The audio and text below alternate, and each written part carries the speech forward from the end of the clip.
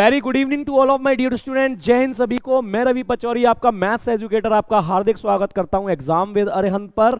और आशा करता हूं कि आप एकदम बढ़िया होंगे, मस्त होंगे और मजे के साथ अपनी इस नए प्लेटफॉर्म और नई क्लासेस का बेसब्री से इंतजार कर रहे होंगे। तो थोड़ा सा परिचय मैं आपको अपना दूंगा, बहुत ज्यादा परिचय में समय खराब नहीं करेंगे क्योंकि हम आगे पढ़ाते रहेंगे और आप आगे पढ़ते रहेंगे और हम एक दूसरे को जानते रहेंगे। तो मेरा नाम है प्यारे बच्चों रवि पचौरी और मैं हूं आपका मैथ्स एजुकेटर। मैं यहां पर क्लास लेने वाला हूं आपके लिए मैथ्स की।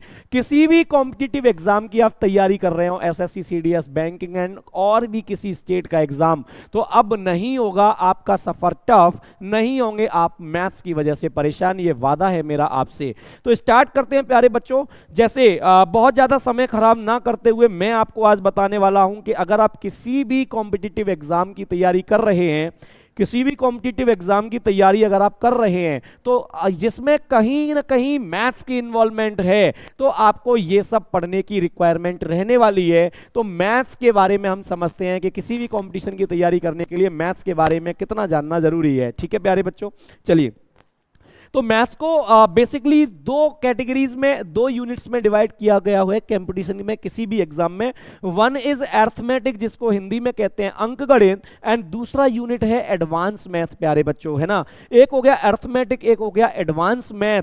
यानी कुछ एग्जाम्स की अगर हम बात करें तो केवल अरिथमेटिक का वेटेज ज्यादा होता है, कुछ एग्जाम्स की अगर बात करें तो दोनों इक्वली होते हैं, और कुछ एग्जाम्स की बात करें प्यारे बच्चों तो वहां पर एडवांस का ही पोर्शन ज्यादा होता है। जैसे अगर हम यहां पर बात करें, one is arithmetic, one is advance math. अगर हम यहां पर बात करें, जैसे कोई भी स्टेट लेवल का एग्जाम है, जैसे कोई भी स्टेट लेवल का एग्जाम है, तो हम बात करेंगे कि अरिथमेटिक का पोर्शन कुछ ज्यादा रहने वाला है। ठीक है रिकी भाई। अगर हम एसएससी की बात करते हैं, अगर हम एसएससी की बात करते हैं, स्टाफ सिलेक्शन कमीशन की, तो प्यारे बच्चों लगभग लगभग आपको बराबर सिनेरियो देखने को मिलेगा। लगभग 50-60 मान लीजिए आप, 50-50, 50-60 अराउंड इतना मान लीजिए, तो लगभग लगभग बराबर पोर्शन देखने को मिलेगा। और इसके बाद अगर हम बात करते हैं सीडीएस की, कंबाइंड डिफेंस सर्विसेज की, तो यहां पर आप देखेंगे कि एडवांस मैथ का पोर्शन ज्यादा देखने को मिलेगा। तो प्यारे बच्चों मैं बता दूं कि दोनों ही यूनिट्स मैथ्स के हैं और वेरी करते हैं एग्जाम टू एग्जाम। जिस तरीके का एग्जाम होगा उस तरीके का वेटेज होगा। सारी चीजों को डिटेल में डिस्कस करेंगे। क्लियर है? चलिए, तो आज मैं आपके सामने जो लेकर के आया हूं वो एडवांस मैथ यूनिट का एक बेहतरीन से चैप्टर की आज हम बात करने वाले हैं, जिसका नाम है मेंसुरेशन, और हिंदी में हम इसको कहते हैं क्षेत्रमिति। आपको पता है, आपने 7th 8th 9th 10th class में इस नाम से बहुत आपको वाकिफ होने को मिला होगा। क्षेत्रमिति यानी किसी एक घिरे हुए क्षेत्र के द्वारा बनाई गई मिति, यानी कि आकृति। यानी कोई एक क्षेत्र किसी के द्वारा घिरा हुआ है और उससे बनने वाली आकृति को हम क्या कहते हैं, उन्हीं आकृतियों की स्टडी को हम क्या कहते हैं प्यारे बच्चों, क्षेत्रमिति। ठीक है, क्षेत्रमिति यानी कि मेंसुरेशन एक ऐसा टॉपिक है कि चाहे आप तैयारी कर रहे हो स्टेट लेवल एग्जाम की, चाहे आप तैयारी कर रहे हो एसएससी की, चाहे आप तैयारी कर रहे हो सीडीएस की, चाहे आप तैयारी कर रहे हो किसी और अदर एग्जाम की, प्यारे बच्चों क्षेत्रमिति आपको देखने को मिलेगा। चाहे आप डिफेंस की कर रहे हैं, air force, navy, army, state level, SSC, CDS, AFCAT, किसी की भी तैयारी अगर आप कर रहे हैं तो मेंसुरेशन एक ऐसा चैप्टर है जिसका क्वेश्चन आपको देखने को मिलेगा ही मिलेगा। और स्कोरिंग चैप्टर है, स्कोरिंग क्वेश्चन यहां से होते हैं, और इन सब चीजों को ध्यान में रखते हुए ये चैप्टर बहुत इंपॉर्टेंट भी हो जाता है प्यारे बच्चों। क्लियर है? तो चलिए आगे समझते हैं हम मेंसुरेशन यानी क्षेत्रमिति के बारे में थोड़ी सी नॉलेज लेते हैं, थोड़ी सी इंफॉर्मेशन और समझते हैं। ठीक है, चलिए।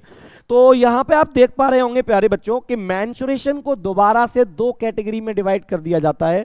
एक होती है 2D यानी कि 2 डायमेंशनल, जिसको हिंदी में कहते हैं द्विविमीय। एक होती है 3D यानी कि 3 डायमेंशनल यानी कि त्रिविमीय। दो डायमेंशंस में घिरी हुई आकृति को हम 2D मेंसुरेशन में स्टडी करते हैं, और 3 डायमेंशन के बीच में घिरी हुई आकृति को हम 3D मेंसुरेशन में स्टडी करते हैं प्यारे बच्चों, है ना।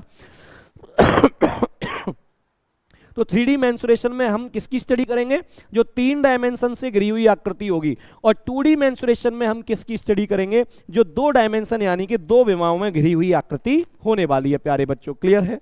चलिए, अब एक चीज यहां ध्यान से देखिए कि 2D में क्या है, हमने एक विमा यानी कि एक डायमेंशन ली, इसको लेंथ नाम दे दिया, और एक डायमेंशन हमने इधर लिया एक्सिस पर, इसको ब्रेथ नाम दे दिया। ऐसी आकृति जो इन दो विमाओं के बीच में फैली हुई होगी उसको हम कहेंगे प्यारे बच्चों टू डायमेंशनल आकृति, यानी टू डायमेंशन आकृति, यानी द्विविमीय आकृति, यानी 2D मेंसुरेशन में स्टडी करने वाली आकृति। क्लियर है?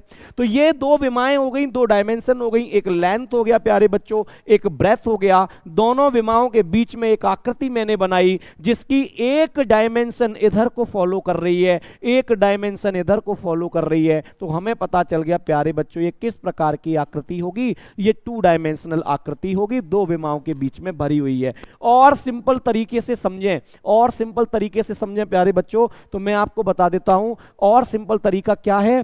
और सिंपल तरीका यह है कि जब भी कोई आकृति किसी एक फ्लैट सरफेस पे रख देने से अगर वो सरफेस पे पूरी तरह से चिपक जाए, कहीं से भी ऐसा फील ना हो कि ये बाहर की तरफ स्पेस घेर रही है, यानी दो ही डायमेंशन में स्पेस घेर रही हो, तो हम उसे क्या कहेंगे कि ये एक टू डायमेंशन आकृति है प्यारे बच्चों। क्लियर है? अब आते हैं हम 3D को समझते हैं कि 3D क्या है। ऐसी कोई आकृति जो आपको यहां पर दिखाई दे रही है, देखिए तीन डायमेंशन के बीच में जगह गिर रही है। एक डायमेंशन इसका ये हो गया, एक डायमेंशन इसका ये हो गया, एक डायमेंशन इसका ये हो गया।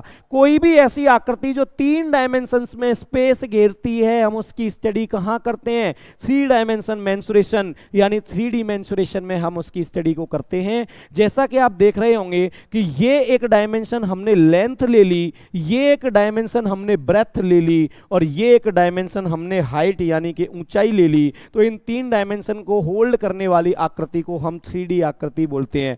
ये तीसरा जो डायमेंशन प्यारे बच्चों आपको दिखाई दे रहा है ना, ये इस प्रकार का नहीं है, ये कुछ इस प्रकार का होता है, बाहर को उभरता हुआ, यानी किसी सरफेस से बाहर की तरफ निकलता हुआ, किसी भी सरफेस से बाहर की तरफ निकलती हुई आकृति को, या हम और सिंपल भाषा में कहें ऐसी कोई आकृति जो तीन डायमेंशन में स्पेस घेरती है। लाइक ए बॉक्स, मैंने जमीन पर रखा तो उसने जमीन पर उसने दो डायमेंशन घेरे, और एक उसने स्पेस घेरा, एक स्पेस उसने हवा में घेरा, यानी तीन डायमेंशन में स्पेस घेरा। ऐसी चीजों को हम क्या कहते हैं प्यारे बच्चों? 3 डायमेंशन आकृति। क्लियर है कि नहीं?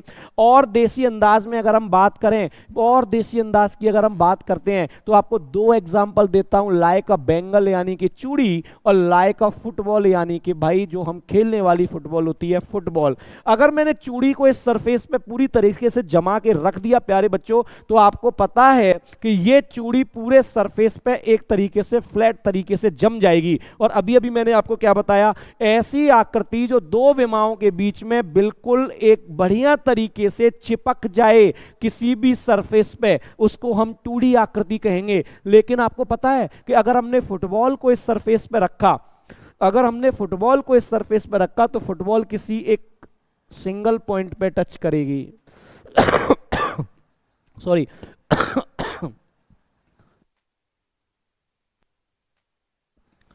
ये एक सिंगल पॉइंट पे टच करेगी, ठीक है, और ये बाहर को उभरती हुई रहेगी, ये बाहर को ना उभरती हुई रहेगी। अगर मैंने बॉल को इस सरफेस पे रखा तो ये एक सिंगल पॉइंट पे टच करेगी और बाहर की तरफ उभरती हुई रहेगी। इस प्रकार की आकृति का मतलब है कि ये बोर्ड पे तो स्पेस घेर ही रही है, ये स्पेस यानी कि हवा में भी स्पेस घेर रही है, और जो आकृति हवा में स्पेस घेरेगी प्यारे बच्चों, वो क्या हो जाएगी? वो 3 डायमेंशन आकृति हो जाएगी, यानी तीन विमाओं के बीच में घिरी हुई आकृति हो जाएगी। तो ये हो गया बेटा एक छोटा सा आइडिया 2 डायमेंशन आकृति और 3 डायमेंशन आकृति के बारे में, कि ये एक आइडिया मैंने अभी आपको दिया है। आई होप कि आपको अच्छे से समझ में आ गया होगा, बिल्कुल बेहतरीन तरीके से आपको समझ में आ गया होगा कि 2D आकृति कौन सी है और 3D आकृति कौन सी है। ठीक है, 2D आकृति और 3D आकृति आपको अच्छे से समझ में आ गई होगी। ठीक है, बताइए फटाफट। चलिए आगे चलते हैं। अब हम ये देखते हैं कि 2D आकृति में हम कौन सी आकृतियों की स्टडी करेंगे और 3D में हम क्या स्टडी करने वाले हैं। तो देखिए 2D और 3D में अगर हम बात करें स्टडी की कि क्या स्टडी होने वाली है, देखिए 2D में अगर हम बात करेंगे तो एरिया की बात करेंगे, यानी क्षेत्रफल, यानी दो विमाओं में बनी हुई आकृति के द्वारा घेरा गया क्षेत्र प्यारे बच्चों एरिया यानी कि क्षेत्रफल कहलाता है। और हम स्टडी करेंगे पेरीमीटर की यानी परिमाप की, और स्टडी करेंगे डायगोनल यानी कि विकर्ण की, यानी इन चीजों की स्टडी हम 2D मेंसुरेशन में करने वाले हैं। अगर हम 3D मेंसुरेशन की बात करें तो एरिया प्यारे बच्चों यहां भी होगा, लेकिन यहां एरिया कुछ दो तरीके का देखने को मिलेगा आपको। कौन कौन से दो तरीके का एरिया? एक मिलेगा आपको CSA कर्व सरफेस एरिया, जिसको हम कहते हैं वक्र पृष्ठीय क्षेत्रफल। एक मिलेगा TSA जिसको हम कहते हैं टोटल सरफेस एरिया यानी संपूर्ण पृष्ठीय क्षेत्रफल। और स्टडी हम करेंगे वॉल्यूम यानी कि आयतन की। प्यारे बच्चों, जो आकृति 3 डायमेंशन में स्पेस घेरती है उसको हम वॉल्यूम कहते हैं, और जो आकृति 2 डायमेंशन में स्पेस घेरती है उसको हम एरिया यानी कि क्षेत्रफल कहते हैं। ठीक है भाई, तो यहां भी एरिया होगा, लेकिन ये 2 तरीके का एरिया होगा, इसको भी हम आगे स्टडी करेंगे। तो ये हमारी स्टडी होगी 3D आकृति में प्यारे बच्चों, है ना। मैं आशा करता हूं कि आपको सारी चीजें एकदम अच्छे से क्लियर हो रही होंगी, और बिल्कुल भी टेंशन मत लीजिएगा प्यारे बच्चों। जब आप हमारे साथ क्लास में जुड़े हुए हो ना, तो एक एक छोटे से छोटा पॉइंट और बड़े से बड़ा पॉइंट आपका क्लियर करेंगे हम, और पूरी टीम आपके साथ है। और मैं आपका मैथ्स एजुकेटर, आपको मैथ्स में नहीं फेल होने दूंगा। आपके किसी भी कॉम्पिटिटिव एग्जाम की मैथ्स की जिम्मेदारी अब मेरी है, आप बिल्कुल भी टेंशन मत लीजिएगा, है ना। अपने अंदर एक बेहतरीन सा मोटिवेशन बना के रखिए प्यारे बच्चों, एकदम मोटिवेशन के साथ पढ़ाई किया करिए। 2 लाइन कहना चाहूंगा आपके मोटिवेशन में। कैसे कह दूं कि थक गया हूं मैं, ना जाने कितनों का हौसला हूं मैं। कैसे कह दूं कि थक गया हूं मैं, ना जाने कितनों का हौसला हूं मैं। तो अपनी पढ़ाई करने से पहले ये हमेशा अपने दिमाग में रखिएगा। अपने माता पिता और जितने भी लोग आपकी सर्विस का या गवर्नमेंट जॉब का इंतजार कर रहे हैं, उन सब का हौसला हो आप, कभी हौसला हार ना जाना। आपके हौसला हारने से उन सभी लोगों का हौसला टूट सकता है। सो भाई, इन्हीं चंद बढ़िया सी लाइनों के साथ हम आगे मोटिवेशन से भरे रहेंगे और मजे के साथ अपनी क्लासेस को कंटिन्यू करते रहेंगे। ओके, चलिए।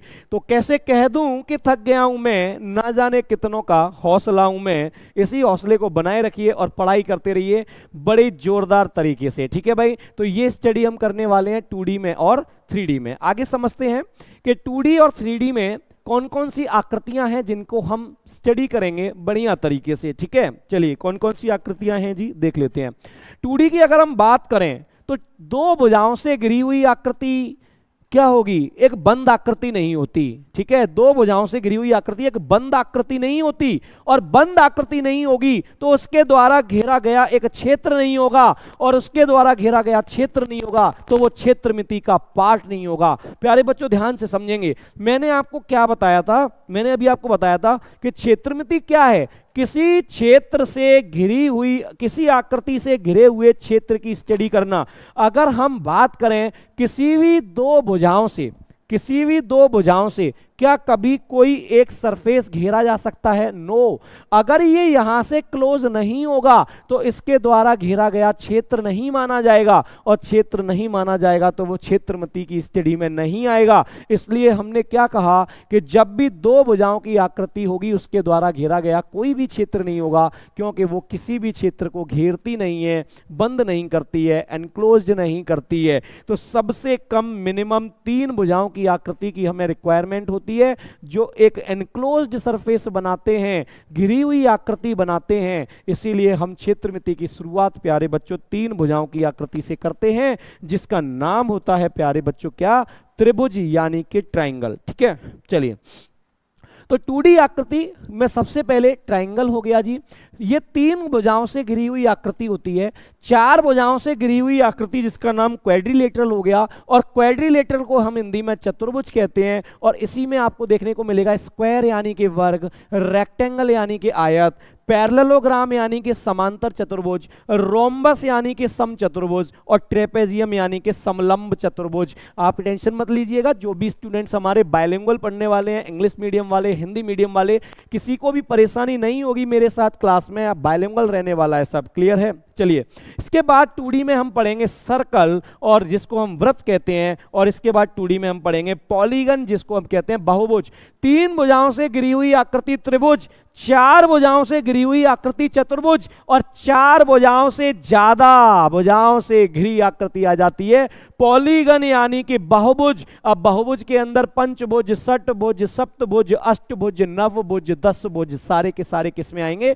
पॉलीगन में। यानी जब चार भुजाओं से आगे बढ़ जाएंगे तो हम कहां प्रवेश कर जाएंगे? पॉलीगन में प्रवेश कर जाएंगे प्यारे बच्चों। तो हम इतनी चीजों की जो स्टडी करने वाले हैं वो स्टडी हमारी कहां होगी? टू डायमेंशन यानी कि 2D मेंसुरेशन में। अब बात करते हैं 3D मेंसुरेशन में हम किसकी स्टडी करने वाले हैं। ओके प्यारे बच्चों, चलिए तो देखेंगे आप 3D में हम पढ़ेंगे प्यारे बच्चों क्यूब यानी कि घन, क्यूबॉइड यानी कि घनाभ, सिलेंडर यानी कि बेलन। ये किचन में काम करने वाला बेलन नहीं है, इस बेलन के बारे में अच्छे से बताएंगे। ये बेलन बहुत ही शानदार बेलन होता है, ये किचन में काम करने वाला बेलन नहीं है। ये कोन यानी कि शंकु, ये आपके आइसक्रीम की कोन नहीं है। जब कोन को पढ़ाएंगे तो कोन के बारे में भी बताएंगे, बड़ी इंटरेस्टिंग कोन होती है। क्लियर है? दोनों की स्टडी बड़े बेहतरीन तरीके से करेंगे हम, सिलेंडर एंड कोन। क्लियर है? चलिए इसके बाद आता है हमारा स्फेयर। स्फेयर यानी कि ये भी गोल होती है, हिंदी में इसको गोला बोलते हैं। ये हो गया आपका स्फेयर। और कुछ स्पेशल आकृतियां जो हम 3D में स्टडी करने वाले हैं प्यारे बच्चों, ये होगा प्रिज्म और पिरामिड और फ्रस्टम लाइक दिस। इस तरीके की कुछ आकृतियों को हम 3D में स्टडी करने वाले हैं। धुआं उठा देंगे, मजा कर देंगे, ट्रस्ट बनाए रखिएगा और मेहनत करते रहिएगा। वादा करता हूं आपसे कि मैथ्स की वजह से आपका एग्जाम नहीं रुकने दूंगा मैं। क्लियर है? इतना तो मैं सोच के आया हूं कि जब आ गया हूं मैदान में, जब आ गया हूं मैदान में तो जो भी जुड़ेगा उसका एग्जाम मैथ्स की वजह से फेल नहीं होगा प्यारे बच्चों। क्लियर है? चलिए वेरी गुड। तो ये हो गई हमारी 2D और 3D में होने वाली स्टडीज। ठीक है कि हम कौन कौन सी स्टडीज करने वाले हैं 2D और 3D में होने वाली स्टडीज की कहानी। ठीक है, चलिए आगे चलते हैं और समझते हैं थोड़ा सा चीजों को।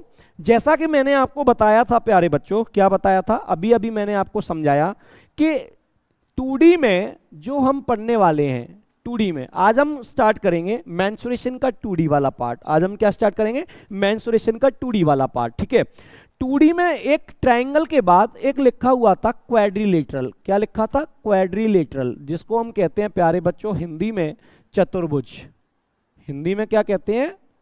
चतुर्भुज, जिसको हम हिंदी में कहते हैं चतुर्भुज, यानी चारों भुजाओं से घिरी हुई आकृति। चार भुजाओं से घिरी हुई आकृति भाई साहब, कैसे भी घेर दो, चार भुजाओं से घिरी हुई आकृति सारी की सारी क्या कहलाती हैं? चतुर्भुज। और उसी क्वाड्रिलेटरल का part number 1 is rectangle. Part number 1 is rectangle, यानी कि आयत की स्टडी करेंगे हम। सबसे पहले जानते हैं आयत के बारे में कि आयत क्या कहता है। ठीक है, चलिए आयत को देखते हैं प्यारे बच्चों के आयत के मन में क्या चल रहा है। ये यहां पर आप देख रहे हैं कि एक आकृति बनी हुई है, एक ऐसी आकृति जो दो डायमेंशंस के बीच में, one dimension is length and other dimension is breadth, यानी दो डायमेंशंस के बीच में खिंची हुई है। ये दो डायमेंशंस के बीच में खिंची हुई है, एक ऐसी आकृति हुई। ये प्यारे बच्चों 2D आकृति हुई। भुजाएं कितनी हैं? 4, तो ये क्वाड्रिलेटरल हुआ यानी कि चतुर्भुज हुआ। हमने इस वाली डायमेंशन को लेंथ यानी कि लंबाई नाम दे दिया, इस वाली डायमेंशन को हमने ब्रेथ यानी कि चौड़ाई नाम दे दिया, और हमने कहा कि ऐसी आकृति जिसकी आमने सामने की भुजाएं बराबर होती हों उसको हम रेक्टेंगल कहते हैं। क्लियर है? तो रेक्टेंगल की विशेषता हम यहां से जानते हैं, आमने सामने की भुजाएं बराबर, ये इसके बराबर और ये इसके बराबर, यानी ये भी हो जाएगी L और ये भी हो जाएगी B। क्लियर है?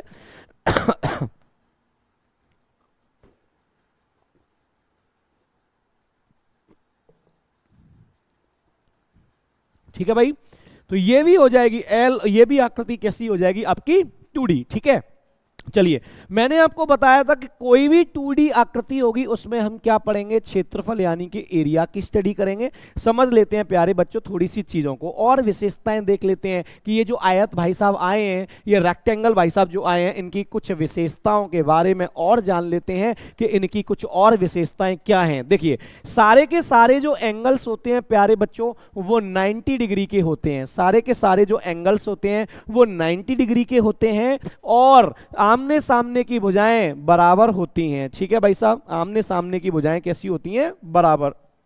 देखिए इनके जो डायगोनल्स होते हैं, इनके जो विकर्ण होते हैं, वो दोनों एक दूसरे के बराबर होते हैं। आयत के जो दोनों डायगोनल्स होंगे वो एक दूसरे के बराबर होंगे, लेकिन हम ये नहीं कह सकते कि ये एक दूसरे के बराबर तो हैं, लेकिन हम ये नहीं कह सकते कि ये दोनों विकर्ण एक दूसरे को 90 पर काटते हैं। ऐसा नहीं है। रेक्टेंगल के विकर्ण यानी कि डायगोनल एक दूसरे को 90 पर नहीं काटते हैं। बहुत सारे स्टूडेंट्स के दिमाग में ये फोबिया बना हुआ है और ये एक कॉन्सेप्ट भरा हुआ है। मैं देखता हूं कि वो लोग कहते हैं कि रेक्टेंगल के डायगोनल एक दूसरे को 90 डिग्री पर काटते हैं। ऐसा नहीं है मेरे भाई, 90 डिग्री पर नहीं काटते हैं, लेकिन एक बात है कि जहां भी ये एक दूसरे को काटते हैं वहां से ये एक दूसरे को बराबर दो भागों में बांटते हैं, यानी बाइसेक्ट करते हैं, यानी समद्विभाजित करते हैं। दोनों ही विकर्ण एक दूसरे को दो बराबर भागों में बांट देते हैं, दो बराबर हिस्सों में बांट देते हैं, यानी समद्विभाजित करते हैं। यानी ये वाला पार्ट विकर्ण का, ये वाला पार्ट और ये वाला पार्ट और ये वाला पार्ट, जहां दो लाइन खिंची हैं वो एक दूसरे के बराबर, जहां एक डैश लगा हुआ है वो एक दूसरे।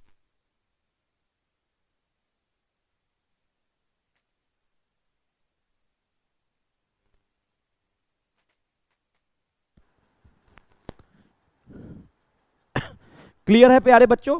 तो ये हो गई रेक्टेंगल की कुछ विशेषताएं। ये रेक्टेंगल की कुछ विशेषताएं मैंने आपको बताई हैं, रेक्टेंगल की कुछ विशेषताएं। क्लियर है? चलिए, अब ये 2D आकृति है, तो मैंने आपको बताया था कि 2D आकृति में हम एरिया को स्टडी करते हैं, क्षेत्रफल को। तो भाई साहब, आयत का जो क्षेत्रफल होता है वो होता है L इंटू बी, यानी कि लंबाई गुणा चौड़ाई। ये अगर लंबाई और चौड़ाई का गुणा कर दोगे ना प्यारे बच्चों, तो ये हो जाएगा इसका एरिया। इसी को हम कहते हैं L इंटू बी। यानी किसी भी आयत का अगर क्षेत्रफल आपको निकालना है तो उसकी लंबाई और चौड़ाई का गुणा कर देंगे तो प्यारे बच्चों उसका क्षेत्रफल आ जाएगा। पहली चीज मैंने बताया था। दूसरी चीज किस चीज की स्टडी करते हैं? पैरामीटर की। पैरामीटर परिमाप क्या होता है? परि का मतलब होता है चारों ओर और माप का मतलब होता है मेजरमेंट। यानी किसी भी आकृति के अगर चारों ओर का आप मेजरमेंट कर देते हो तो वो उसकी पैरामीटर कहलाएगी। प्यारे बच्चों क्या कहलाएगी? वो उसकी पैरामीटर कहलाएगी। आकृति चाहे कैसी भी हो, अगर आपने उसके चारों ओर की मेजरमेंट कर दी, उसकी बाउंड्री को नाप दिया, तो समझ जाइए कि आपने उसकी परिमाप को फाइंड कर दिया। तो जब हम इसकी चारों बाउंड्री को नापेंगे तो ये बन जाएगा, यहां से स्टार्ट करेंगे एल बी, तो क्या बनेगा? L plus B plus L plus B. और प्यारे बच्चों दो बार एल हो जाएगा और दो बार बी हो जाएगा और दो कॉमन आ जाएगा तो ब्रैकेट में रह जाएगा प्यारे बच्चों एल प्लस बी। तो इसको हम कहते हैं किसी भी रेक्टेंगल के पैरामीटर का फॉर्मूला 2l प्लस 2b या 2 इंटू एल प्लस बी। बचपन से आपने बुक्स में पढ़ा हुआ होगा, लेकिन आज मैंने आपको यह बताया कि ऐसा होता क्यों है। परि का मतलब होता है चारों ओर। परि का मतलब क्या होता है? चारों ओर। माप का मतलब होता है मेजरमेंट, यानी किसी भी प्लॉट की, किसी भी आकृति की चारों तरफ से अगर आपने मेजरमेंट कर दी है तो वो उसकी परिमाप होती है। उसकी क्या होती है? पैरामीटर होती है। चारों तरफ से नापा। अब अगर आप कभी फॉर्मूला भूल भी जाओगे ना तो याद कर लोगे कि सर ने बताया था कि पैरामीटर के लिए परिमाप को नाप दीजिए, यानी कि चारों ओर को नाप दीजिए, तो अपने आप फॉर्मूला बना लोगे। हमने बताया तीसरी चीज 2D में किसकी स्टडी होगी प्यारे बच्चों? विकर्ण यानी कि डायगोनल। ठीक है, विकर्ण यानी कि डायगोनल। देखिए इधर ही देखेंगे फटाफट से। मुझे ये बताइए कि एक भुजा ये हो गई, एक भुजा ये हो गई 90 पे गिर रही है और ये इसका विकर्ण हो गया, तो ये एक राइट एंगल ट्रायंगल बनेगा, यानी समकोण त्रिभुज बनेगा। बनेगा कि नहीं बनेगा प्यारे बच्चों? और समकोण त्रिभुज में एक थ्योरम का आपने नाम सुना होगा। एक पाइथागोरस भाई साहब थे, है ना, पाइथागोरस नाम के भाई साहब थे। उनको सब जानते हैं, मुझे पता है, क्योंकि वो बहुत फेमस हैं, है ना, वो बहुत फेमस हैं। तो इसलिए पाइथागोरस थ्योरम सभी जानते होंगे प्यारे बच्चों कि अगर दो लाइनें समकोण पे गिरी हैं और एक ट्रायंगल समकोण त्रिभुज बना हुआ है तो ये होती है उसकी हाइपोटेनियस यानी कि कर्ण, और कर्ण हो जाता है लंब स्क्वायर प्लस आधार स्क्वायर। इसलिए इस विकर्ण को हम कहते कहते हैं क्या, इस विकर्ण को हम कहते हैं अंडर रूट आधार स्क्वायर और लंब स्क्वायर यानी under root L square plus B square. तो इस पाइथागोरस थ्योरम से विकर्ण का फॉर्मूला बनता है प्यारे बच्चों, diagonal is equal to under root L square plus B square. फटाफट से बता दीजिए सभी को समझ में आ गया कि नहीं।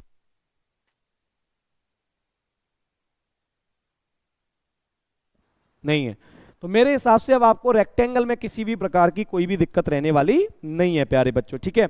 चलिए आगे चलते हैं और चीजों को समझते हैं। क्वाड्रिलेटरल में एक दूसरा पार्ट है, क्वाड्रिलेटरल में एक दूसरा पार्ट है जिसके बारे में हम बात कर रहे हैं।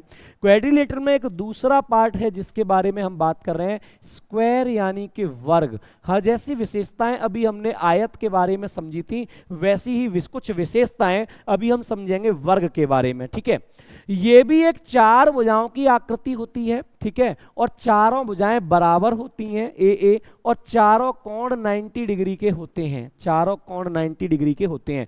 दोनों डायगोनल बराबर होते हैं और दोनों डायगोनल 90 डिग्री पे कट करते हैं। देखिए रेक्टेंगल में क्या था, आयत में क्या था प्यारे बच्चों, उसके दो विकर्ण बराबर तो थे लेकिन वो एक दूसरे को 90 पर नहीं काटते थे, लेकिन इसके विकर्ण बराबर भी हैं और एक दूसरे को 90 पर भी काटते हैं और बराबर दो भागों में भी बांटते हैं, यानी एक दूसरे को बाइसेक्ट भी करते हैं, बाइसेक्ट टू ईच अदर भी करते हैं प्यारे बच्चों, ठीक है। तो ये हो गई आपकी स्क्वायर, ये हो गई आपकी स्क्वायर की विशेषताएं, ठीक है। चलिए अब एक चीज देखिए कि ए हमने माना है इस वर्ग की यानी कि स्क्वायर की साइड, और बी मत करिए यहाँ डी करिए प्यारे बच्चों, और डी हो गया आपका डायगोनल यानी कि विकर्ण। अब हम यहाँ पर 2D में क्या क्या स्टडी करते हैं अभी अभी मैंने आपको बताया था।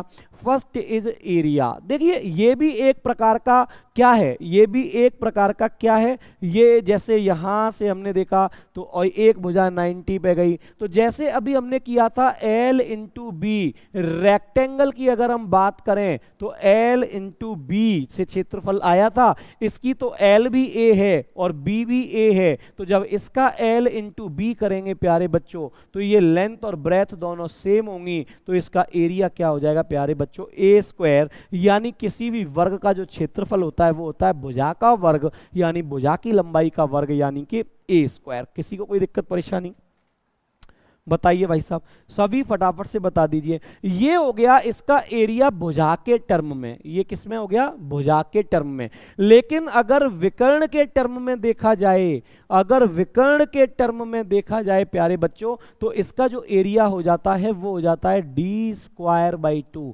इसका एरिया क्या हो जाता है, डी स्क्वायर बाई 2। बताइए फटाफट सभी को समझ में आ गया कि नहीं। तो ये हो गया डी स्क्वायर बाई 2। तो वर्ग का क्षेत्रफल दो तरीके से निकलता है, भुजा के टर्म में निकालेंगे तो भुजा का स्क्वायर, और विकर्ण के टर्म में निकालेंगे तो विकर्ण के स्क्वायर का आधा यानी कि डी स्क्वायर बाई 2। चलिए आगे चलते हैं। दूसरी स्टडी हम 2D में करते हैं परिमाप की, यानी पेरीमीटर की। हमने क्या कहा था कि बाउंड्री को नाप देना ही पेरीमीटर होता है, तो ए क्या हो जाएगा प्यारे बच्चों, 4a। क्लियर है। विकर्ण, तीसरी स्टडी होती है विकर्ण की यानी कि डायगोनल की। आपको पता है ये 90 डिग्री पर है, ये a है, ये a है, तो जब पाइथागोरस लगाएंगे तो इसका जो विकर्ण बनेगा प्यारे बच्चों ये क्या बन जाएगा, अंडर रूट 2a, यानी इसके जो विकर्ण की लंबाई होती है वो क्या होती है, अंडर रूट 2a। ठीक है। अब देखिए एक चीज आपने देखा कि इसके जो विकर्ण की लंबाई होती है वो होती है अंडर रूट 2a। ठीक है। अगर हम दोनों पक्षों का स्क्वायर कर दें, अगर हम दोनों पक्षों का स्क्वायर कर देंगे प्यारे बच्चों, तो ये हो जाएगा डी स्क्वायर अपॉन रूट 2 का स्क्वायर 2, और ये हो गया जी ए स्क्वायर। क्लियर है। दोनों साइड में अगर हम 2 का भाग कर दें या 2 को हम इधर ले आए तो ये हो जाएगा डी स्क्वायर बाई 2 और बराबर हो जाएगा ए स्क्वायर। देखिए जो ए स्क्वायर है वही डी स्क्वायर बाई 2 होता है, इसीलिए हम कहते हैं कि इसका जो एरिया है ये डी स्क्वायर बाई 2 से भी निकलता है और इसका एरिया ए स्क्वायर से भी निकलता है। या तो भुजा का वर्ग कर दो या विकर्ण के वर्ग को आधा कर दो, दोनों ही तरीके इसके एरिया निकालने वाले हैं। तो आई होप कि आपको समझ में आ गया होगा कि डी स्क्वायर बाई 2 और ए स्क्वायर एक दूसरे के बराबर होते हैं, इसलिए इन दोनों को ही वर्ग का एरिया कहते हैं, यानी कि स्क्वायर का एरिया कहते हैं। चलिए नेक्स्ट, तीसरी आकृति जो हम 2D में पढ़ने वाले हैं प्यारे बच्चों वो है वृत्त यानी कि सर्कल। ठीक है। वृत्त यानी कि सर्कल क्या है, सर्कल एक किसी विशेष बिंदु से एक किसी विशेष बिंदु से चारों ओर समान दूरी पर खींचे गई एक गोलाकार आकृति को, खूब खींची गई एक गोलाकार आकृति को प्यारे बच्चों हम क्या कहते हैं? सर्कल। इसको हम क्या कहते हैं? सर्कल, यानी कि वृत्त। आप देख रहे होंगे कि इस पॉइंट से वृत्त की किसी भी बिंदु की दूरी आप नापोगे तो बराबर आएगा। इस बराबर दूरी को हम कहते हैं प्यारे बच्चों, इस वृत्त की रेडियस यानी कि त्रिज्या। इस वृत्त की रेडियस यानी कि त्रिज्या कहते हैं इसको। जो सेंटर से ये रेडियस खींची जाती है इसको कहते हैं वृत्त का केंद्र प्यारे बच्चों। इसको क्या कहते हैं?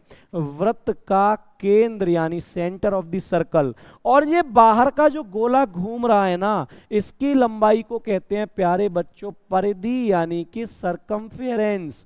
क्या कहते हैं? इसको हम कहते हैं प्यारे बच्चों सरकमफेरेंस। ठीक है, क्या कहते हैं? सरकमफेरेंस। तो इसको हम कहते हैं परिधि यानी कि सरकमफेरेंस। ये हो गए किसी भी सर्कल के पार्ट्स यानी किसी भी वृत्त के कुछ हिस्से जिनके बारे में हमें पता होना चाहिए अच्छे से। ठीक है, आगे चलते हैं भाई, आगे चलते हैं और समझते हैं चीजों को। देखिए ये हो गया R, radius of the circle. ठीक है, अब यहां पर हम समझते हैं। सबसे पहले हम क्या चीज पढ़ते हैं? पेरीमीटर। तो इसका जो पेरीमीटर होता है प्यारे बच्चों ये होता है पाई आर स्क्वायर। और पाई ये कांस्टेंट वैल्यू है, पाई ये कांस्टेंट वैल्यू है प्यारे बच्चों जिसको हम कहते हैं 22/7। पाई कैसी वैल्यू है? पाई एक कांस्टेंट वैल्यू है जिसको हम कहते हैं 22/7। क्लियर है? चलिए आगे चलते हैं और समझते हैं। पेरीमीटर की अगर हम बात करते हैं ना, पेरीमीटर की अगर हम बात करते हैं तो इसको कहते हैं परिमाप। और परिमाप की वैल्यू भाई कैसे निकलेगी? 2 पाई आर, यानी 2 constant, pi constant and R, जो भी रेडियस हमारे इस वृत्त की रहने वाली है वो वैल्यू होगी हमारी आर। तो इस तरीके से हम किसी भी वृत्त के क्षेत्रफल और परिमाप की बात करते हैं। तो ये 2 डायमेंशन की 3 आकृतियों के बारे में मैंने आपको बताया प्यारे बच्चों।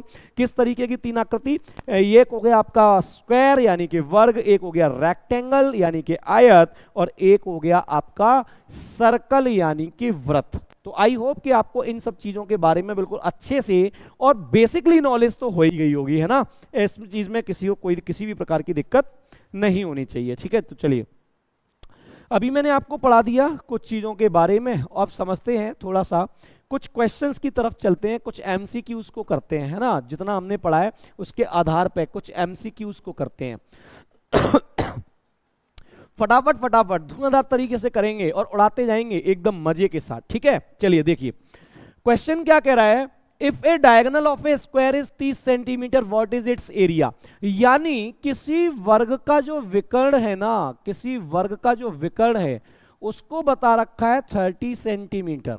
एक वर्ग का जो विकर्ण है उसको 30 सेंटीमीटर बता रखा है। हमसे कह रहा है कि उसका क्षेत्रफल बताइए यानी कि एरिया, उसका क्षेत्रफल बताइए। अभी अभी आपको प्यारे बच्चों पढ़ाया है कि किसी भी वर्ग का जो एरिया यानी कि क्षेत्रफल होता है विकर्ण के टर्म्स में ये होता है d²/2। टी कितना दिया है प्यारे बच्चों? 30 का स्क्वायर बटे 2, और 30 का स्क्वायर होता है प्यारे बच्चों 900, और 900/2 अगर हम करेंगे तो what is your final answer प्यारे बच्चों? 450। यानी क्या हो जाएगा जी? 450 हो जाएगा। So your 450, 450 is your correct answer. बताइए फटाफट सभी प्यारे बच्चों, बता दीजिए सभी, एक बार बता दीजिए सभी को अच्छे से समझ में आ गया कि नहीं। ठीक है, बिल्कुल क्लास में कमेंट करके बताइएगा बाद में कि सभी को अच्छे से समझ में आ गया कि नहीं। अभी अभी मैंने आपको पढ़ाया है कि एरिया क्या होगा? d²/2। डी की वैल्यू हो गई 30। चलिए नेक्स्ट क्वेश्चन पर चलते हैं। एक आयत की लंबाई व चौड़ाई 5:4 है, यदि उसका क्षेत्रफल 8000 वर्ग मीटर है तो परिमाप बताइए। बहुत ही शानदार सा सवाल है। अभी अभी हमने आपको बताया कि इसकी जो पेरीमीटर होती है, आयत की जो परिमाप होती है, तो अभी अभी हमने आपको बताया ये होती है 2 × L + B, यानी 2 × लंबाई प्लस चौड़ाई।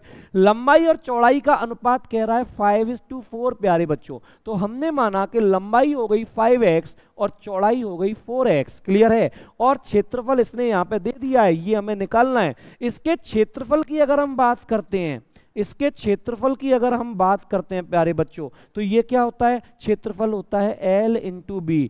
L हो जाएगा प्यारे बच्चों 5x, बी हो जाएगा प्यारे बच्चों 4x, और इसको दिया है कितना है एरिया 8000।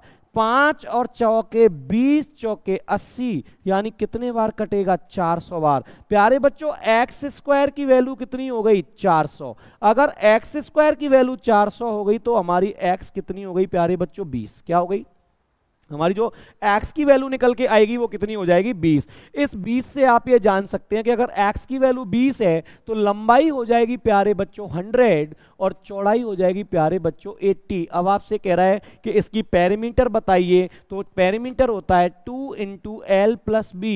एल प्लस बी करेंगे प्यारे बच्चों तो ये 180 हो जाएगा, और 2 का मल्टीप्लाई करेंगे प्यारे बच्चों तो ये 360 हो जाएगा। यानी इसकी जो पेरीमीटर बनेगी प्यारे बच्चों वो कितनी बनेगी 360 मीटर। फटाफट से देख लीजिए which is the correct answer, यानी 360 इज द करेक्ट आंसर। 360 जो होगा इसका करेक्ट आंसर होगा। मेरे हिसाब से अभी आपको अच्छे से समझ में आ गया होगा। Yes very good, well and good, well and good, बहुत सुंदर, बढ़िया। चलिए अगले सवाल को देखते हैं। अगला सवाल क्या कह रहा है फटाफट से बताइए। सभी के लिए दिया है ये सवाल, फटाफट से ट्राई करिए फिर मैं आपको बताता हूं।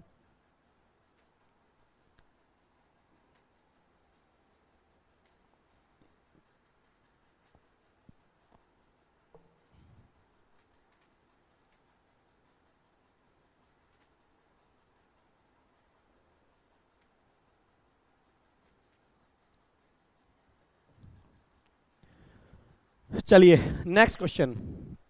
अगला क्वेश्चन क्या कह रहा है देखते हैं फटाफट। 50 मीटर लंबाई और 40 मीटर चौड़ाई का एक आयताकार मैदान है, रेक्टेंगुलर फील्ड है, जिसकी लंबाई है 50 मीटर, चौड़ाई है 40 मीटर, जिसके अंदर की तरफ 5 मीटर चौड़ी सड़क बनानी है, तो सड़क का क्षेत्रफल क्या होगा। देखिए बहुत ही प्यारा सा सवाल है, इंपॉर्टेंट क्वेश्चन है जो रेक्टेंगल और आपके स्क्वायर से पूछा जाता है। ठीक है चलिए देखते हैं भाई। ये कह रहा है कि एक रेक्टेंगल फील्ड है जिसकी लंबाई है 50 और चौड़ाई है 40। अब कह रहा है कि उसके अंदर की तरफ 5 मीटर चौड़ी सड़क है। ठीक है, अब मुझे ये चीज बताइए कि इसके अंदर जो सड़क बनेगी वो कुछ इस तरीके की बनेगी। 5 मीटर यानी ये भी 5 होगा, ये भी 5 होगा, ये भी 5 होगा और ये भी 5 होगा। क्लियर है भाई, रास्ता बनेगा तो चारों तरफ से ही तो 5 होगा। ऐसे थोड़ी ही है कि एक तरफ से 5, एक तरफ से 4, एक तरफ से 10, ऐसा रास्ता तो नहीं बनेगा। चारों तरफ कैसा होगा 5 5 का रास्ता होगा। ये कह रहा है कि हमें इस रास्ते का एरिया बताइए, हमें इस रास्ते का एरिया बताइए कि रास्ते का एरिया क्या होगा प्यारे बच्चों। चलिए देखिए कॉमन सेंस कहता है, आप भी इतने समझदार हैं, मुझे पता है कि गवर्नमेंट सर्विस की तैयारी कर रहे हैं सभी मेरे प्यारे बच्चे, तो आप भी इतने समझदार हैं, अच्छे से जानते हैं कि देखिए एक रेक्टेंगल के अंदर दूसरा रेक्टेंगल बन रहा है, इसकी भुजा 50 थी, इसकी भुजा 40, ये 5 इधर से कम हुई, 5 इधर से यानी 10 कम हो गई तो ये 40 हो गया, 5 इधर से कम हुई, 5 इधर से, जब 40 में से 10 कम होगा तो ये 30 हो गया। और कॉमन सेंस कहता है प्यारे बच्चों कि अगर मैंने बड़े रेक्टेंगल में से छोटे रेक्टेंगल का एरिया घटा दिया तो मेरे पास रास्ते का एरिया रह जाएगा। इसमें कोई नई डील नहीं है, ये कॉमन सेंस है, आप सभी जानते हैं। अगर किसी भी बच्चे से ये पूछा जाए कि जी एरिया कैसे निकलेगा, तो बड़े रेक्टेंगल के एरिया में से अगर छोटे रेक्टेंगल का एरिया घटा दिया जाएगा तो प्यारे बच्चों पूरे रास्ते का एरिया निकल के आ जाएगा। तो बड़े एरिया का रेक्टेंगल क्या होगा, बड़े एरिया का रेक्टेंगल होगा 50 गुणा 40। क्लियर है, और छोटे रेक्टेंगल का एरिया होगा प्यारे बच्चों 40 गुणा 30। क्लियर है प्यारे बच्चों, 40 आ गया जी कॉमन, और ब्रैकेट में बचा भाई साहब 50 माइनस 30, और 50 माइनस 30 को हम कहते हैं 20, यानी 40 गुणा 20, और आंसर कितना हो जाएगा मेरे प्यारे बच्चों, आंसर हो जाएगा आपका 800 मीटर स्क्वायर। क्या हो जाएगा प्यारे बच्चों, क्योंकि सारी की सारी भुजाएं मीटर में है तो एरिया हो जाएगा 800 मीटर स्क्वायर। बताइए फटाफट से समझ में आ गया कि नहीं भाई, तो मजेदार तरीके से कमेंट करके बताना है आपको, है ना। जब भी आप क्लास ओवर करेंगे और आपकी पूरी वीडियो दिख चुकी होगी उसके बाद आप कमेंट करके जरूर बताइएगा कैसी है आज की क्लास, है ना, बिल्कुल बढ़िया तरीके से, और समझ में आई कि नहीं चीजें। अगले सवाल को देखते हैं और उड़ा डालते हैं फटाफट जल्दी से। ठीक है चलिए अच्छे से समझेंगे क्या कह रहा है 60 मीटर लंबाई और 40 मीटर चौड़ाई का एक आयताकार मैदान है। There is a rectangular ground of 60 metre in length and 40 metre in width on the outside of which a 5 metre wide road, then what is the area of the road. इस बार question में क्या कह रहा है आपको पता है प्यारे बच्चों? इस बार क्वेश्चन में कह रहा है कि जो एरिया पहले हमने अंदर बनाया था रोड वाला, वो रोड इस बार बाहर की ओर बना दी गई है। वो रोड इस बार बाहर की ओर बना दी गई है। यानी एक रेक्टेंगुलर फील्ड था 60 बाई 40 का, एक रेक्टेंगुलर फील्ड था 60 बाई 40 का। कितने का? 60 बाई 40 का। अब ये कह रहा है कि 5 मीटर चौड़ी सड़क बाहर बनानी है, ना कि अंदर। तो ये बाहर सड़क कुछ इस तरीके से बनेगी, बाहर सड़क कुछ इस तरीके से बनेगी प्यारे बच्चों। ये भी 5 मीटर, ये भी 5 मीटर, और ये भी 5 मीटर, और ये भी 5 मीटर। आगे समझ में? ये भी 5, ये भी 5, ये भी 5, ये भी 5। अब सभी बच्चे जानते हैं कि बाहर वाला जो रेक्टेंगल बना, ये 60 था, 5 इधर बढ़ा, 5 इधर बढ़ा, तो ये हो गई 70। ये 40 था, 5 इधर बढ़ा, 5 इधर बढ़ा, तो ये हो गया प्यारे बच्चों 50। हमसे कह रहा है रास्ते का एरिया बताइए। कॉमन सेंस मेरे सभी प्यारे बच्चे, सभी स्टूडेंट बहुत ही कॉमन सेंस रखने वाले हैं और सभी को पता है कि area of the road, area of the road कैसे निकलेगा? बड़े अगर रेक्टेंगल में से छोटे रेक्टेंगल का एरिया अगर हमने घटा दिया तो आपको रोड का मिल जाएगा एरिया। अब बड़े वाले का कैसे निकलेगा? 70 मल्टीप्लाई बाई 50। और छोटे वाले का कैसे निकलेगा? 60 माइनस 60 इंटू 40। ये हो गया प्यारे बच्चों 3500, ये हो गया प्यारे बच्चों 2400। फटाफट से बता दीजिए कि कितना मीटर स्क्वायर एरिया हो गया? 1100 मीटर स्क्वायर एरिया हो गया रास्ते का। And that's it. एंड ठोको ताली और मजे के साथ शेयर करते रहिए वीडियो को और घुमाते रहिए और बचा दीजिए और बता दीजिए अपने सभी दोस्तों को, अपने मित्रों को कि एग्जाम विद अरिहंत आ गया है धमाल मचाने के लिए। और एग्जाम विद अरिहंत ने जो लॉन्चिंग की है ना, वो धुआं मचा देगी, गर्दा उठा देगी। बिल्कुल भी टेंशन मत लीजिएगा और आप देखते रहिए, सभी अपने यार दोस्तों को बता दीजिए। और मेरे हिसाब से ना इन सब सवालों में कोई दिक्कत नहीं होनी चाहिए। आपके एग्जाम्स में आते हैं और जितने भी स्टेट एग्जाम में उसमें इस टाइप के बड़े फेमस क्वेश्चंस रहते हैं। ये फेमस क्वेश्चंस हैं, ये फेमस क्वेश्चंस हैं, है ना। और ढंग से समझ जाइए, कोई भी किसी भी प्रकार की कोई दिक्कत नहीं होनी चाहिए। ओके भाई।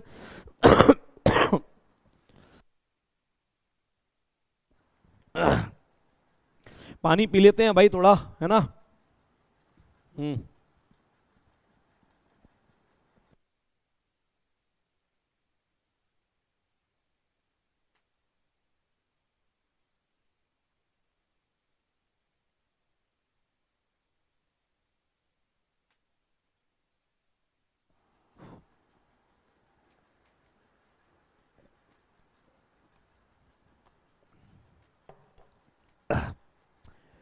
चलें डियर, ओके आगे चलते हैं और समझते हैं चीजों को और बेहतरीन तरीके से, बढ़िया तरीके से। चलिए वेरी गुड।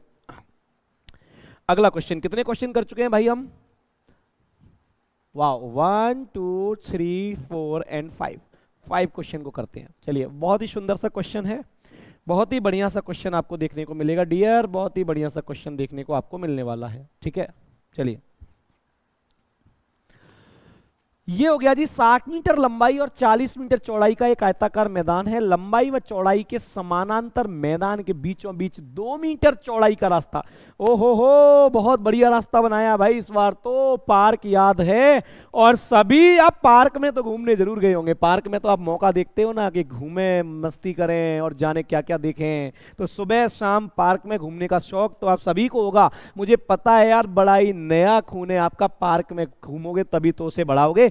ठीक है कि नहीं? तो पार्क में सभी घूमे होंगे और आपने देखा होगा कि कुछ पार्क आपको इस तरीके के मिलेंगे जिनमें इस प्रकार का रास्ता आपको देखने को मिलेगा, यानी जिसको हम कहेंगे एक दूसरे को क्रॉस करता हुआ रास्ता। इधर से गए तब भी यहां मिले, इधर से गए तब भी यहां मिले, इधर से गए तब भी यहां मिले, इधर से गए तब भी यहां मिले। आधे लोग तो पार्क में चक्कर ही इसीलिए लगाते हैं कि ये जो बीच का रास्ता है, जिनसे मिलना चाहते हैं उनसे मिलते रहेंगे समय समय पर। क्लियर है कि नहीं? तो आप सभी जानते हैं इस प्रकार का रास्ता कह रहा है ये हमें पता कैसे चलेगा कि रास्ता बनाना कहाँ है, ये पता कैसे चलेगा? सबसे पहला सवाल था कि पार्क के अंदर रास्ता, ये बना दिया जी।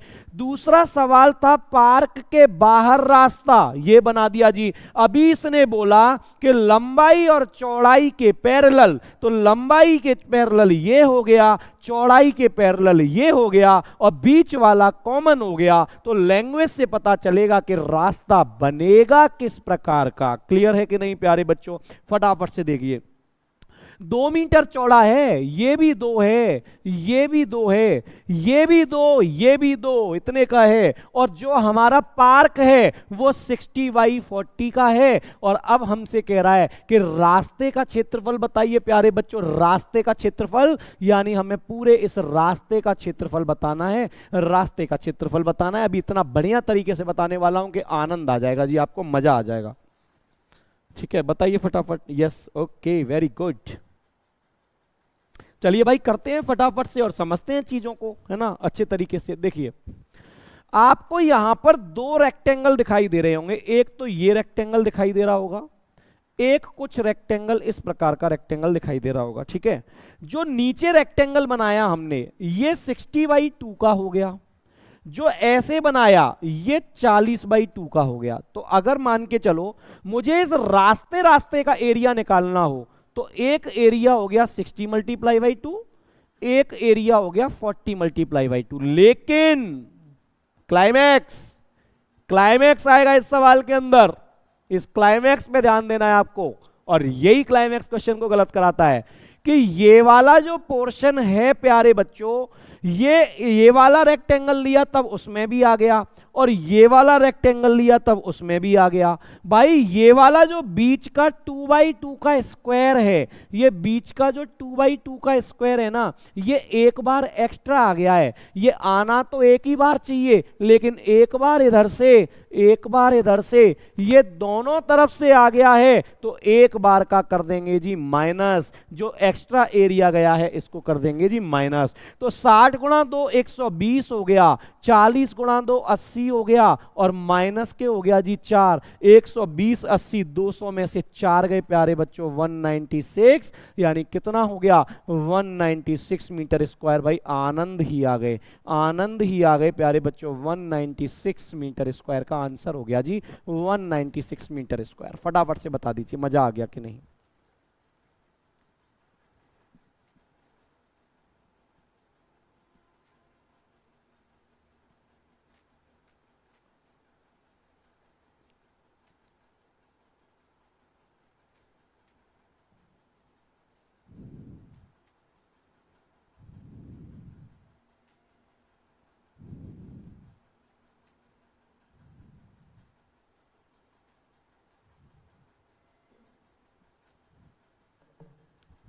बताइए भाई फटाफट। टिप टिप बरसा पानी, भाई साहब पानी, इस गर्मी में पानी ना मिले तो कैसे ये गला साथ दे और कैसे हम आपको पढ़ाएं। नेक्स्ट अगले क्वेश्चन को देखते हैं भाई इसी बेहतरीन अंदाज में। Okay, very good. तो स्क्वायर और रेक्टेंगल के बाद, स्क्वायर एंड रेक्टेंगल के बाद हम आ गए एक नई कहानी पे। हमने एक स्क्वायर की स्टडी करी थी आप आज, एक रेक्टेंगल की स्टडी की थी आज, और एक हमने स्टडी की थी आज किसकी, सर्कल की। ठीक है, हमने कुछ क्वेश्चन स्क्वायर के किए, हमने कुछ क्वेश्चन रेक्टेंगल के किए जो बेहतरीन क्वेश्चंस बन सकते हैं, और ये आ गया जी आपका सर्कल का क्वेश्चन। ठीक है, चलिए तो आज का जो था वो कवर हो जाएगा।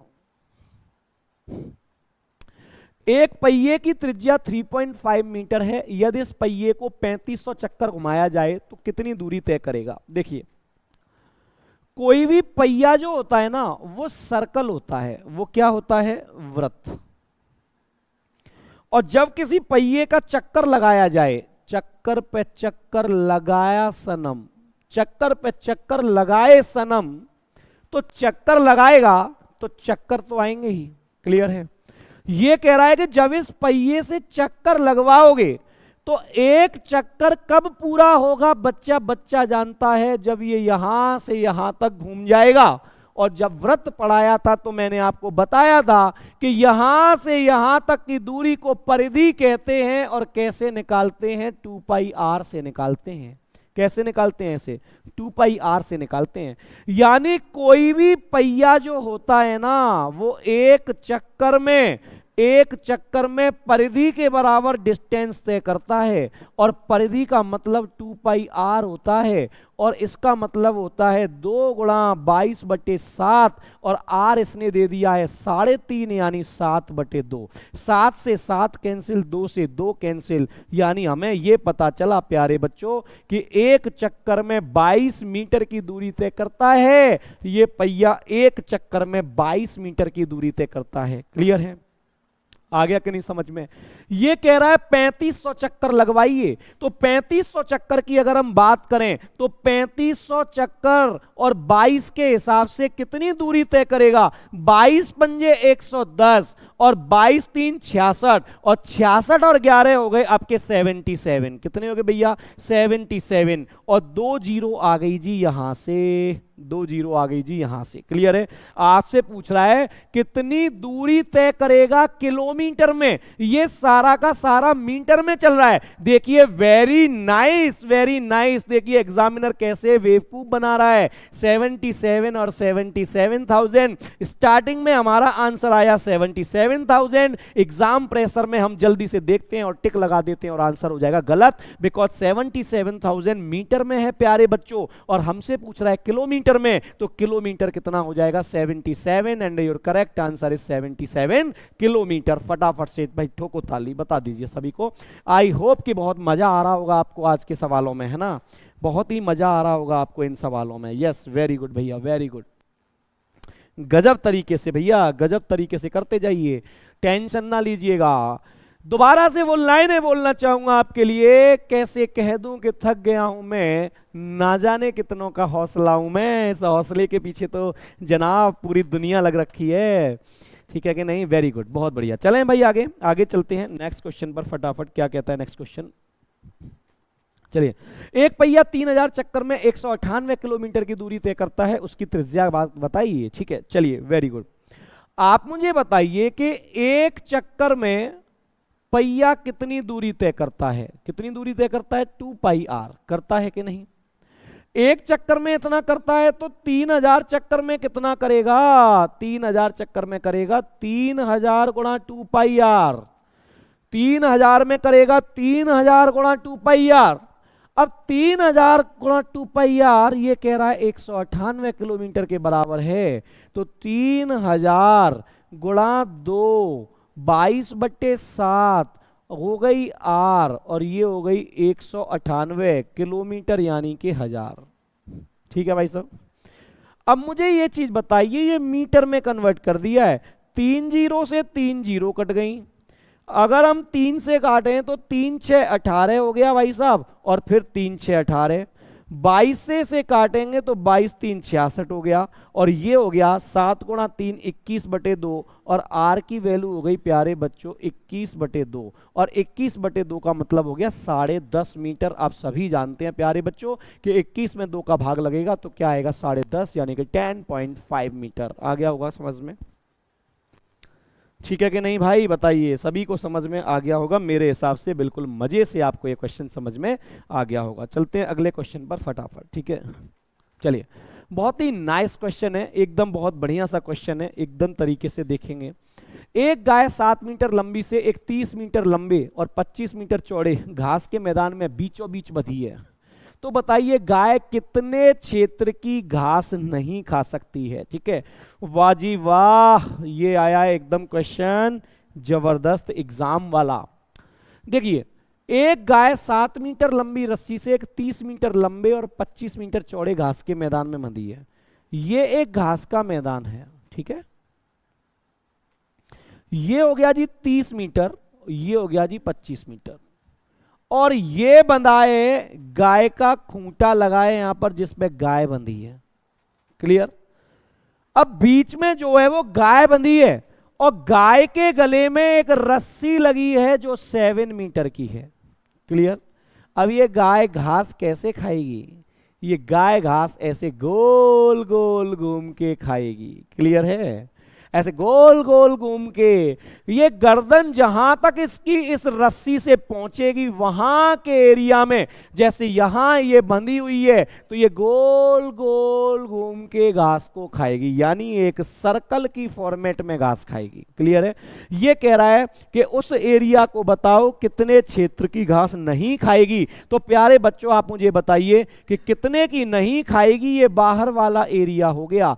अगर मैं पूरे रेक्टेंगल में से सर्कल का एरिया घटा दूं, अगर मैं सर्कल का एरिया घटा दूं तो वो एरिया आ जाएगा जिसकी घास को गाय नहीं खा पा रही है। तो पूरे रेक्टेंगल का हो गया प्यारे बच्चों 30 गुणा 25, पूरे रेक्टेंगल का हो गया 30 गुणा 25 माइनस, और वृत्त यानी सर्कल का एरिया होता है पाई आर स्क्वायर, तो ये हो गया 22/7, और जो रस्सी है वो रेडियस का काम करेगी। 7 से 7 कैंसिल आउट, 25 3 75 हो गए प्यारे बच्चों, 750, 22 सत्ते 154, घटा दीजिए, 10 में से 4 गए तो 6, या 14 में से 5 गए तो 9, और 6 में से 1 गया तो 5। प्यारे बच्चों आंसर आ जाएगा 596 मीटर स्क्वायर। क्या आंसर आ जाएगा? 596 मीटर स्क्वायर आंसर आ जाएगा प्यारे बच्चों, फटाफट से बता दीजिए। वेरी गुड, बहुत सुंदर, समझ में आ गया होगा। जहां तक मुझे दिख रहा है सभी मेरे प्यारे बच्चों को चीज में अच्छे से समझ में आ रही होगी, है ना? चलिए वेरी गुड, डन बेटा, अच्छे से समझ में आया। चलिए नेक्स्ट क्वेश्चन करते हैं फटाफट, क्या कह रहा है। 44 सेंटीमीटर परिमाप वाले वर्ग तथा 44 सेंटीमीटर परिमाप वाले वृत्त में किस आकृति का क्षेत्रफल तथा कितना अधिक होगा? चलिए भाई सब देखते हैं, बहुत ही अच्छा सवाल है। 44 सेंटीमीटर परिमाप वाला वर्ग, वर्ग एक ऐसी आकृति होती है जिसकी चारों भुजाएं बराबर है, और परिमाप अगर 44 है तो 11 11 11 और 11। ठीक है भाई साहब, 44 सेंटीमीटर परिमाप वाला वृत्त, अब वृत्त की जो परिमाप होती है वो होती है 2 पाई का मतलब 22/7 और आर, और ये हो गया जी 44, तो 22 दूनी 44 से 44 कट गया, इसकी रेडियस हो गई जी 7। अगर एरिया की बात करें तो इसका एरिया होता है भुजा का स्क्वायर यानी कि 121, और इसका जो एरिया होता है वो होता है पाई आर स्क्वायर यानी कि 22/7, और आर स्क्वायर मतलब 7 7 7 कैंसिल आउट हो जाएगा, ये हो गया 154। इसका एरिया हुआ 121, इसका एरिया हुआ 154। हमसे कह रहा है किसका क्षेत्रफल अधिक होगा और कितना अधिक होगा? अधिक है भाई साहब वृत्त का, यानी एक ये आंसर हो सकता है, एक ये आंसर हो सकता है। कितना ज्यादा है कोई बताएगा? भाई साहब 33 ज्यादा है, तो करेक्ट आंसर सर्कल का ज्यादा होगा और 33 ज्यादा होगा। 154 में से जैसे ही आप 121 घटाएंगे आपको पता चल जाएगा कितना ज्यादा होगा जी, 33 ज्यादा होगा। क्लियर है? किसका ज्यादा होगा? सर्कल का ज्यादा होगा। कितना ज्यादा होगा? 33 ज्यादा होगा। ये आपको यहां से क्लियरली पता चल रहा है मेरे प्यारे बच्चों, है ना? Very good. चलिए भाई साहब आगे देखते हैं, अगले क्वेश्चन की तरफ चलते हैं फटाफट से। क्या कह रहा है अगला क्वेश्चन? ठीक है, किसी वर्ग तथा वृत्त का परिमाप समान है, यदि वृत्त का क्षेत्रफल 3850 मीटर स्क्वायर हो तो वर्ग का क्षेत्रफल क्या होगा? बहुत ही प्यारा सवाल है। ठीक है, देखिए वृत्त का क्षेत्रफल दे रखा है बेटा 3850। वृत्त का क्षेत्रफल क्या होता है? पाई आर स्क्वायर यानी 22/7 मल्टीप्लाई आर स्क्वायर, और ये हो गया 3850, ये हो गया। 11 से हमने काटा 2 बार, 11 से कटा 11 3 33, 11 पंजे 55 0, और 2 से जब इसको काटा तो ये हो गया 2 एकम 2 और 150 हो गया, यानी 2 7 14 और 2 पंजे 10। क्लियर है? ये हो गया 175, और आर स्क्वायर की वैल्यू हो गई 175 मल्टीप्लाई बाई 7। अब 175 होता है प्यारे बच्चों 25 गुणा 7, 25 गुणा 7 और ये 7 अलग से, तो स्क्वायर जब हटेगा तो आर की वैल्यू 5 इसमें से और 7 इसमें से, यानी आर की वैल्यू हो गई प्यारे बच्चों 35। क्लियर है? ये आर की वैल्यू हो गई 35। अब ये कह रहा है किसी वर्ग तथा वृत्त की परिमाप समान है। प्यारे बच्चों मुझे ये बताइए कि इस वृत्त की परिमाप क्या हो जाएगी? 2 पाई आर यानी 2 गुणा 22/7, और आर कितना है भाई साहब 35। अब आर 35 है तो 7 से ये 5 बार कटेगा, 5 दूनी 10, यानी ये हो गई 220, है ना। और ये कह रहा है कि जितनी वृत्त की परिमाप है उतनी ही परिमाप वर्ग की है, यानी एक वर्ग बनाया जिसकी परिमाप 220 है, और ये होता है ए और ए। प्यारे बच्चों, वृत्त का वर्ग की परिमाप होती है 4a और इसकी वैल्यू हो गई 220, तो a की वैल्यू हो गई 4 पंजे 20 और 4 पंजे 20, यानी जो वर्ग है उसकी भुजा कितनी हो गई भाई साहब, ये हो गई जी आपकी 50। क्लियर है। अब मुझे एक चीज बताइए, आप हमसे कह रहा है वर्ग का क्षेत्रफल बताइए। क्या कह रहा है? वर्ग का क्षेत्रफल बताइए। अब वर्ग का क्षेत्रफल क्या होता है? वर्ग का क्षेत्रफल होता है भुजा का स्क्वायर, ए स्क्वायर 55 का स्क्वायर।